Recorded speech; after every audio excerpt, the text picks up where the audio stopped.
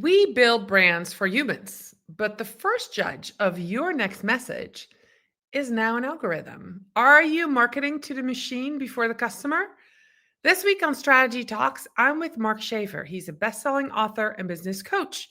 We'll be talking about his latest book, How AI Changes Your Customers.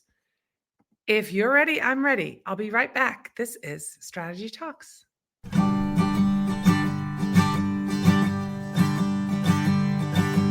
Let's strategize together. Let's hear it from an expert. Join the conversation, it's informative and free. You and me, let's talk some strategy.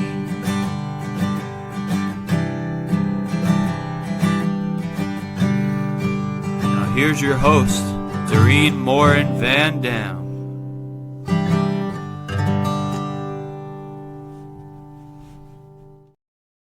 Hi, everybody. I'm so glad to be here with you today, and I'm so glad you're here. If you're watching us live on Facebook, on LinkedIn, on YouTube, please let us know in the comments. If you are watching us on the replay and you're seeing it on one of these platforms later, let us know. Myself and my guests can monitor.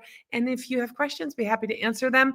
Last but not least, I want to do a quick shout out to all of you who listen to Strategy Talks as a podcast. We know you're there. We appreciate that you're listening. And thank you so much. So without much further ado, I say this every week. It's such a weird thing to say, but here's my guest, Mark Schaefer. He's my friend. Mark and I traveled to Suriname together about 3 years ago. It was a fantastic week we had in South America. If you don't know what Suriname is, look it up.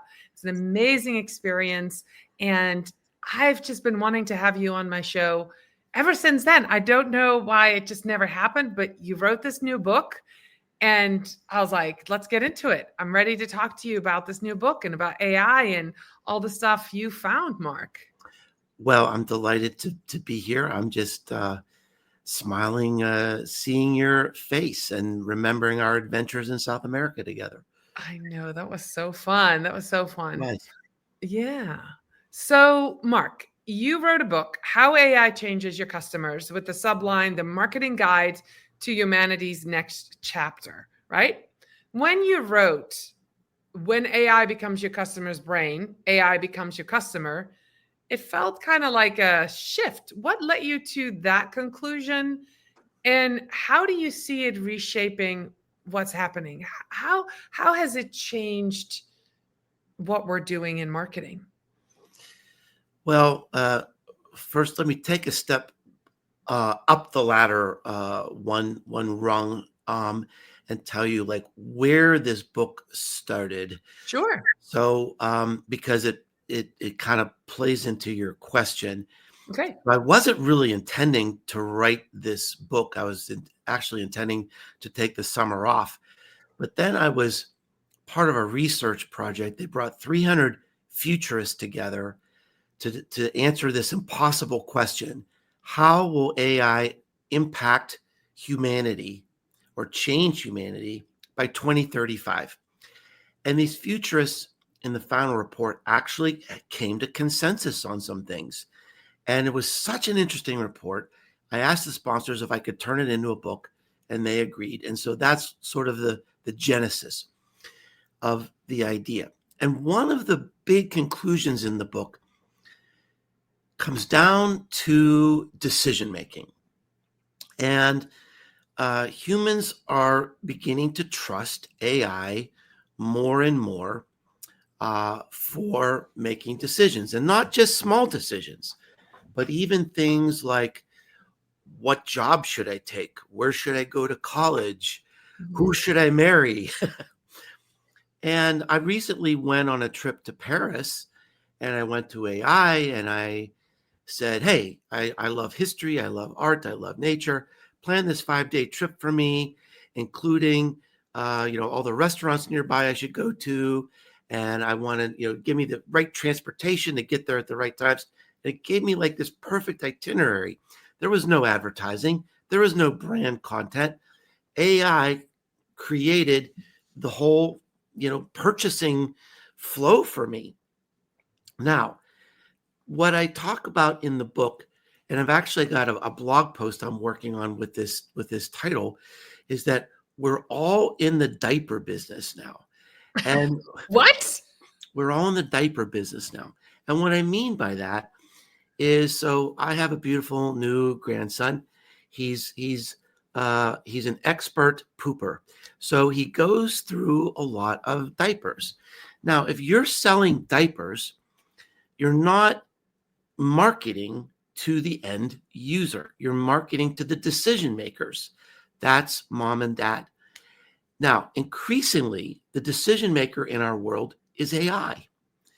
It's an algorithm. It's not our end customers. So in this example, where I had this entire trip to France planned for me, somehow the businesses behind this itinerary had to work their way into AI to create these recommendations. And so it's a whole it's a whole different mindset. It's even beyond, like SEO. SEO, at least, you get maybe choices, but AI is giving you the itinerary. It's giving you the answer. It's giving you what, very specifically. And here's another concept that is so important to think about. When AI creates these recommendations, the conversion rate compared to SEO is 23x. So these are people, who are trusting AI. They're trusting this decision, and they're buying and they're acting.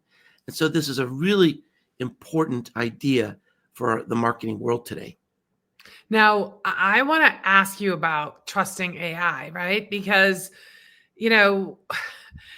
sometimes AI hallucinates. Sometimes it gives us wrong information. Sometimes I think people are afraid or don't know, especially, users that aren't marketers, right? Because we're in this marketing bubble. We've been using AI for years. I talk to people in different industries and people in sales, and they're not using AI like we are. So they don't know to push back. They take it for the truth. And then, did you do that when you did that trip to Paris? And did you push back on anything? Did you verify anything? Did the restaurants that it recommended, were they all right? Like, how did you, I'm just asking, verify that all this information that it gave you was indeed correct? And then we'll move on to the next thing. Because there's actually two different important concepts here.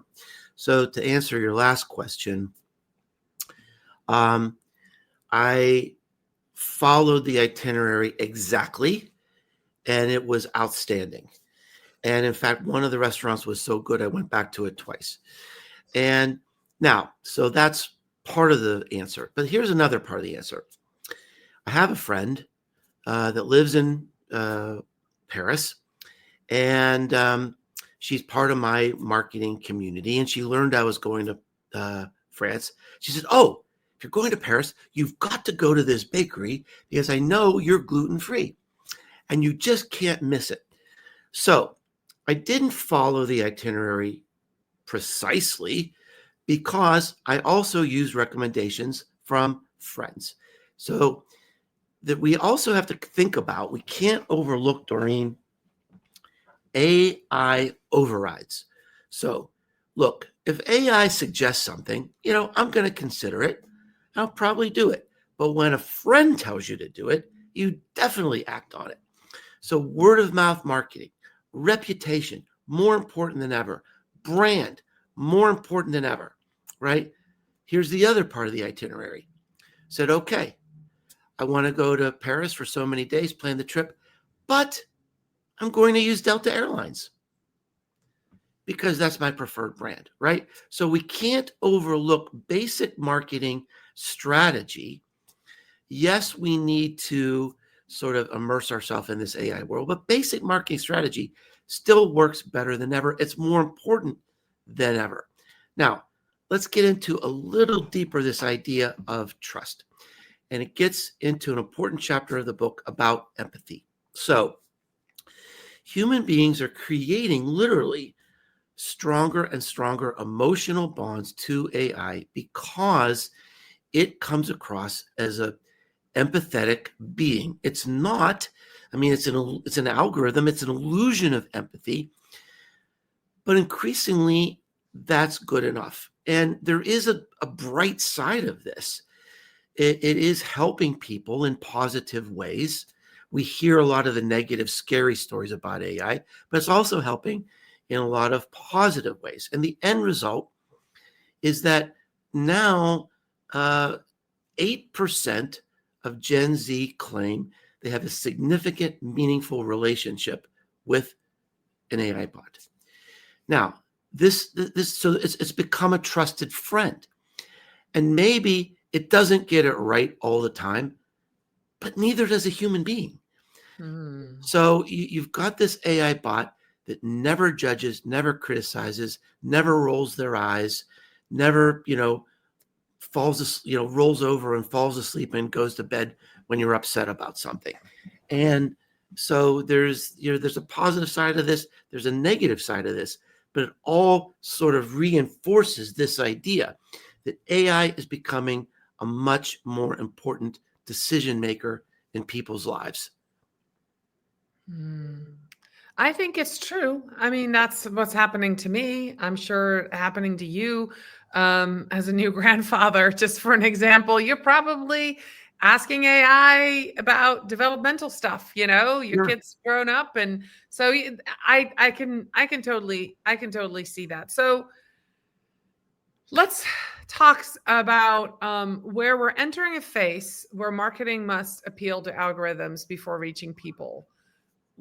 What does that mean? When you're saying, that diaper theory, how do you then talk to the algorithm versus people? Is that copy? Is that I don't know. Let's talk about that piece. Well, How there's do you change the strategy for that? there's really an emerging cottage industry emerging, as you would expect, to try to figure that out. Right. And what we see is that there is certainly an intersection between traditional SEO and content marketing, and I don't even know what we're going to call the whole AI thing, AI search or AI, whatever. And that intersection is generous, helpful, accurate content. Social signals, validation. So, me being on your podcast, that sends a signal to AI that, hey, Mark must, Doreen has a certain image about her. She has a certain reputation about her. Mark's kind of in that group. So good for Mark. That kind of provides some validation. So AI is kind of looking at all that. And I think in a more important way than traditional SEO. For AI, backlinks don't matter. Validation and reputation matters. So if I'm showing up on people's podcasts and people's blogs and even in the mainstream media or maybe an academic paper, that's going to be much more highly valued by AI than maybe SEO. Another big difference is quality of the content. We know Google wants to see quality, human, human-led content that's written for humans. AI doesn't matter. AI doesn't care. AI never gets bored. All it wants is data. So there's sort of this idea that you've got to have extreme and clear data about who you are and what you do. So, for example, one of the things that was recommended and one of the things I just created for my website is an extremely detailed FAQ. So no one has to look at a homepage and kind of dig into what I do. I lay it out very, very clearly. I am a speaker. I am a teacher. I am an author. I am a consultant. Here are the things I do. Here are the types of people that I work with. So, and the third thing is that at least right now, textual content is highly prized over video and audio. There's two reasons for that. OpenAI has come out clearly and said, look, AI isn't really good interpreting human tone and facial expressions. So if you and I are joking and I say, oh, Doreen, I'm happy to be on your sucky program. Okay, it would come across as a joke. It wouldn't be coming across as a judgment. But AI just looks at it as a piece of data. Right. So number one, it's more difficult to interpret than text. Number two, it's dramatically more expensive for AI to process video and podcast versus text. So it's great to have a video. It's great to have a video or a podcast, but make sure you offer AI a transcript or some sort of interpretation of what you're doing. So those are some of the things. It's still an emerging market. In the book that we're talking about, how AI changes your customers, I go into quite a bit of detail about both on-site and off-site. This social validation, these AI social signals that we're talking about, into how we can start to influence that algorithm. Yeah, well, I'm very glad to hear all this. I, like you, have worked on my website. I'm adding more content. Been doing this video podcast for 4 years, and on and off, I have created some blogs about the about the podcast. But this year, every single episode now has a blog post to go with it. Create it from the transcript, because those are all original words that we're just talking about. And I've added more context, more pages. I love the idea of a frequently asked question list on your website. That makes a lot of sense. So I am doing some of those things. Also, that point that you made about being on my podcast. Again, I have this video podcast, but everybody else that comes on is the expert. I am the facilitator. I am the interviewer. So I've made it a point to be on other people's podcasts to talk. I think this year I'm going to be on like 12 or 15, which is quite a lot more than the previous years each year. So yeah, making an effort to be seen and then to feed the algorithm with, the AI algorithms and with that information is really great advice.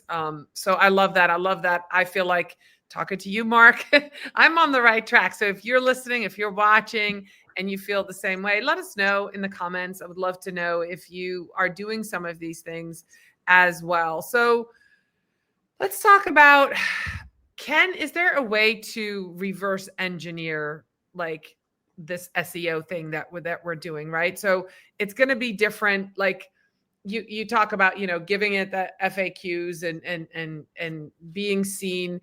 Is that kind of what we're doing? Like it's reverse engineering SEO, or should we just think about it as a completely different way?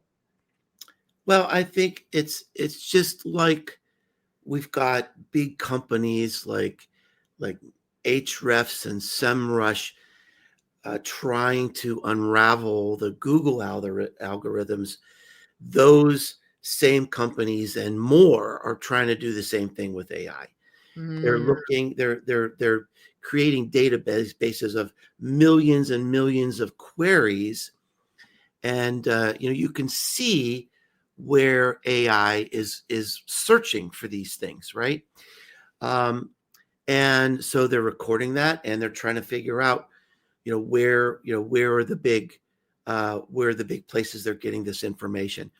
And I want to emphasize that I don't think anybody should really panic right now, because one of the conclusions I've made is that if you're doing a good job with your marketing and with your content, you're okay. It's not going to be dramatically different for AI. Like you, I've not done a great job with the transcripts of my podcasts in the past. And sometimes I've actually been a little lazy about it, but I'm going to go back and start creating better transcripts, because I have so much content out there that's probably underweighted by AI because there's no text that goes with it. So, we're still learning. one of the other things that we're seeing with AI is that they value fresher content. So, I mean, again, if you're doing a good job and you're publishing every week, you got nothing to worry about. But I saw this one statistic. I thought it was sort of humorous that AI wants the rule of thumb is 26% fresher content. What does that mean? Well, it looks at where does SEO get its recommendations, and where does AI get its recommendations, and the data going into the AI recommendations is 26% newer than what SEO is using. So, but again, I mean, if you're out there doing good work and you're doing it consistently, you're on the right track. Okay. Let's talk about trust, right? If everybody's starting to use AI, I know you just created a Mark bot, which is awesome. I am using that. It was fun to play with it. Yeah. How are we dealing as marketers with trust, right? We're going to talk to the algorithms instead of, the AI instead of to the customers, consumers. Where is trust in all of this? Are we losing trust? How can we build trust? Should we worry about trust, or should all of us are just going to trust AI to do the right thing? What do you think? Oh my gosh, it's such a huge question. Well, I think at the highest level, one of my favorite marketing quotes is a brand is trust. It's just that simple. That comes from Steve Jobs. It's a very famous quote. So at the very, very highest level, trust is paramount. Trust is everything. And unfortunately, trust is in decline. It's in decline everywhere. And especially with businesses, brands, and advertising. And I think a lot of it, Doreen, is because we've forgotten our roots. We've forgotten why we're here. And the reason I'm in marketing, I started out as a journalism major. And then in my junior year, I took my first marketing class and I opened up Principles of Marketing by Dr. Philip Kotler. And it said, marketing is a combination of psychology, sociology, and anthropology. And I thought, that is the coolest thing ever. Marketing is all things human. How many people talk about it that way anymore? We're comparing our tech stack. It's about optimization. It's about squeezing something more out of our SEO or our email, lead nurturing campaign, which is a friendly way of saying, I'm going to keep annoying you till you block me. And we forgot that it's about trust. It's about connection. It's about humanity. And I'm not saying I'm against tech. I'm not saying I'm against performance marketing. But we've over-indexed. We've just over-indexed because it's performance marketing. It's easier to measure. It's easier to do. You could put money in and you can measure how much money you can get out. And brand marketing and creating that emotion and that trust, it's harder to do. And I'm hoping that with AI that we find this renaissance of really putting the human back at the center. And that sort of gets into a whole different conversation. But I think personal branding is going to be more important than ever because, it seems like day by day and week by week, you just see this deep fake apocalypse coming at us where even I'm a fairly digital sophisticated person. I'm a well-educated, experienced professional. I can't tell. I'm being fooled. I see this stuff. I was at a meeting the other day. I said, "Oh, did you see this crazy song that was on there? What a fake." I thought that was a fake. I thought that was real. And so in this world, this deep fake apocalypse, we're always going to need to turn to a human to help us figure out what is true. What do we do? What is right? And so the personal brand is the epitome of trust. Mm. It's the most important thing that we do. I teach a class on personal branding.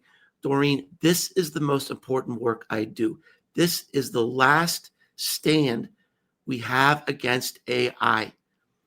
And I don't want to hijack the conversation, but just No, I love this because my next question was going to be my less about community and about building. This last little story. When ChatGPT came out, there's a famous tech analyst in New York named Shelley Palmer. And I said, Shelley, did you try ChatGPT? He said, I'm terrified. He said, I've blogged every day for the last 15 years. And I asked ChatGPT to write a blog post for me, and it did a perfect job in 3 seconds. I am 80% replaced. On the surface, that does seem terrifying. But what's the 20%? It's his personal brand. He is known. He is trusted. He is beloved. We will always read his blog. We will always read his books. We will always seek his truth because he's known in his industry. And AI cannot take that away from him. And that's the last thing we have left as human beings in this field of marketing. And so, for every listener, I hope you're working on your personal brand. I implore you to do that. Absolutely. I was going to say, when you were talking about videos earlier and the fakes, the Sora app, now there's all these terrifying videos out there, and you can collaborate with other people. People can put you in their videos. And I put it on my phone. I got access to it. And then I looked at it and go, no. Same thing. I just same thing.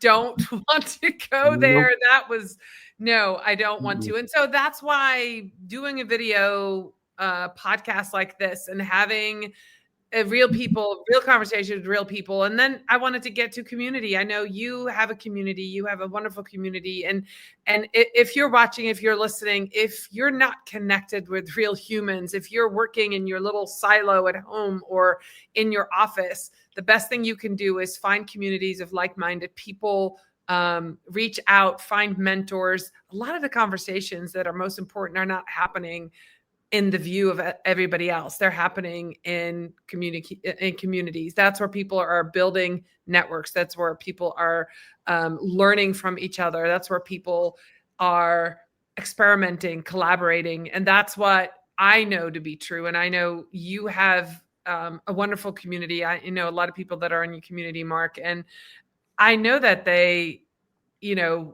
anybody that's in a community that's given them value understands what I'm saying. And I think that is the human connection that we need to keep. If I need a tech stack, I know exactly who to go, what community to go to ask, right? If I need a recommendation for a video editor, I know I don't put it on Facebook or on LinkedIn. I know where to go. I know who to ask. And if you can build that community, that's going to be really important. Mark, before we leave, you were part of that 300 futurist, I was going to say experiment, but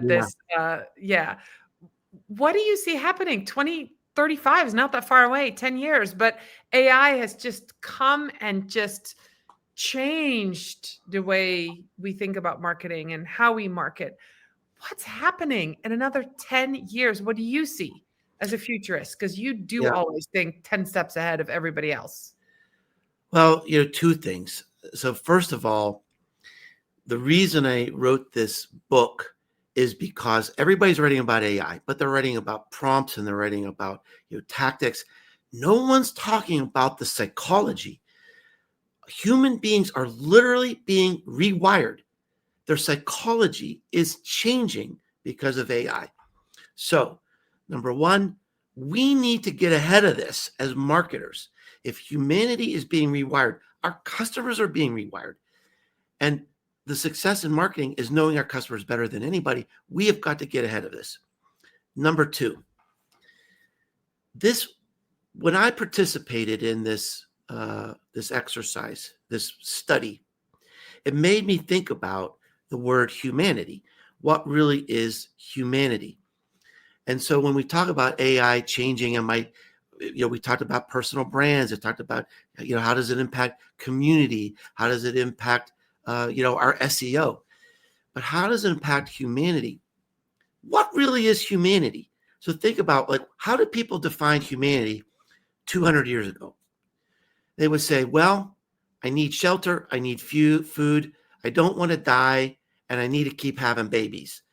I'm going to work in the field. I'm probably going to do the same job my parents did with the same tools my parents did, 200 or 300 years ago. Humanity is much different, but it's inside of us, it's still the same. We need safety. We expect, we celebrate safety. We celebrate family. We celebrate, just sustenance. We celebrate, creativity. And so if you look at what are the things that don't change, don't overlook that in your marketing strategy, because that's how you build a business, right? Famous quote from Jeff Bezos at the beginning when he started Amazon. Someone said, well, what's the new technology you're interested in? He said, well, that's an interesting question. But the more important question is, what's not changing? I think it's going to be impossible 10 years from now for someone to say, I want to pay higher prices, I want slower delivery, and less choice. Those things aren't going to change. That's how I build my business. And so look in your customer base. Don't be overwhelmed by what is changing. Look deep inside and say, what's not changing? And how do we continue to help our customers with that basic humanity, those basic human needs that are never going to go away? And that's where we can really build a business. I love that. Thank you, Mark. I know most people know who you are and where to find you, but let's remind them. Where are you most active on social media, and where can they find you online? Well, it's easy to find me online. You just have to remember businesses grow. If you can remember businesses grow, you can find me. You can find the blog and the books that we've talked about here. You can find my social media connections. You can find the MarkBot, which people actually love. It is. I discovered today it is now the number one page on my website, the MarkBot. So that's kind of fun. Yeah, I went there a couple times, but yeah, no, it's fun to play with, and so absolutely, that's great. I'll make sure to link that in the show notes so people can try it out and more people can check it out. So, Mark, thank you for being with us today and being so candid and forward thinking about AI and giving us something new to think about and to really work on when we talk about serving our customers using AI, or in this era of AI, a new way to think on how to approach what we do, how we do what we do, how we market, and what's coming in the future. I really appreciate you being with me today. I appreciate all of you who listened and stayed to the end. Thank you so much. I'll be back next week with another episode of Strategy Talks. Bye, everybody.